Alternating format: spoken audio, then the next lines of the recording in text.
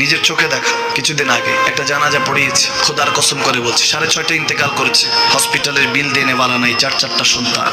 অ্যাম্বুলেন্সে ঘরে ঘরে আসবে, 1000-1200 টাকার বিল দেনেওয়ালা নাই। কি বুঝলেন? ক্ষণস্থায়ী দুনিয়া।